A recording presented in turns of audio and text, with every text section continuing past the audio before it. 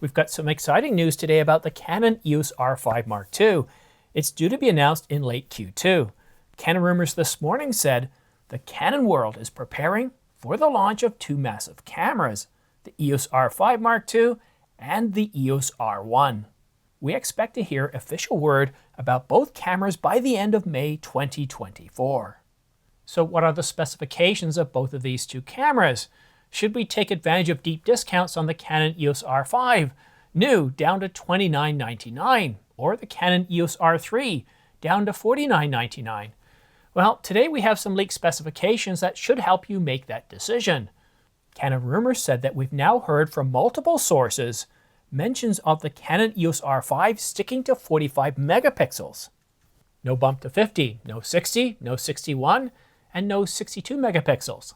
So all those sources, the Camera Insider, Canon rumors, telling us that it would be 62, 61, or even 60, going back to what?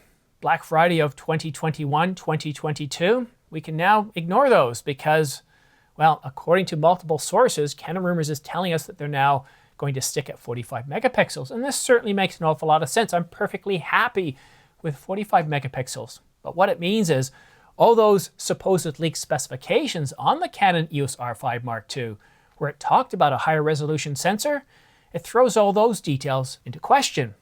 But what other capabilities could we see in the Canon EOS R5 Mark II? We've reported on 5 different Canon patent filings over the past few years. Patents that promise improved autofocus based on artificial intelligence that can track a subject and not pulse when that subject becomes temporarily hidden or obstructed by some other object or subject, or if they temporarily move out of the frame. These patents cover various cameras from PTZ cameras, cinema cameras, security cameras, and of course the R5 Mark II and the R1 being stills hybrid cameras. And 5 different patents shows that Canon spent an awful lot of time and resources to come up with an improved autofocus system, not to put it out there in the R5 Mark II, the R1, and of course other future Canon cameras. This morning, Canon rumors confirms that these patents were indeed an indication of what would come in the R5 Mark II, stating there will be new AI autofocus features appearing in the EOS R5 Mark II for the very first time. Canon rumors doesn't specify what new capabilities we're getting with this new autofocus system that's going to be showing up in the EOS R5 Mark II, and will likely also show up in the Canon EOS R1. But there, at the end of the article, he does tease saying, hey, you know, I wouldn't be surprised if it has a better way of tracking subjects, which again refers back to those patents, the 5 different patents. And as I said when I was covering these patents, to have 4 or 5 different patent applications covering autofocus, specifically dealing with the subject, tracking that subject, if they're in a crowd, if they become temporarily obscured by some other subject or object, or if they temporarily move out of the frame to not pulse, to be able to hold that position, and then using predictive algorithms, because that's what the patent application says. It doesn't just freeze the autofocus plane, it actually kind of predicts where the subject's going to come back in and will adjust the autofocus based on that. And that's what's got me excited. So if I'm kind of running across the frame and run out or come back in, for it to be able to kind of predict that movement, that's a really big deal. Now, of course, how good is it going to be? Well, I need a camera in hand to be able to actually let you know that, but I can guarantee you that I am definitely getting the Canon EOS R5 Mark II regardless of its capabilities. And why would I do that?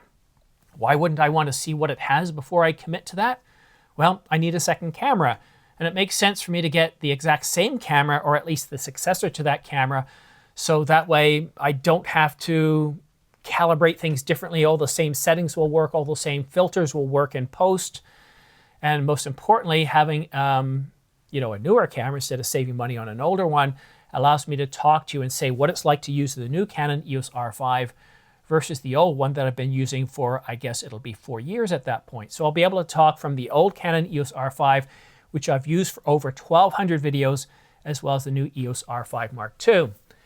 So what about the Canon EOS R1? Well, we didn't get any specifications about the Canon EOS R1, but I can guarantee you that if we're getting a new autofocus system that does a better job of tracking subjects, such as the ones talked about here in this story, I'd be surprised if the R1 doesn't have it as well. And I'm willing to predict that the R1 is going to get the exact same autofocus system as the R5 Mark II, and any new camera coming after that, including some cinema cameras, might even have this new one as well. At least I expect the cinema cameras to have an update to the existing autofocus system. They are running two separate, I would say, types of autofocus. They're not on the same level, but this is the first bit of news we've had on the Canon EOS R5 Mark II.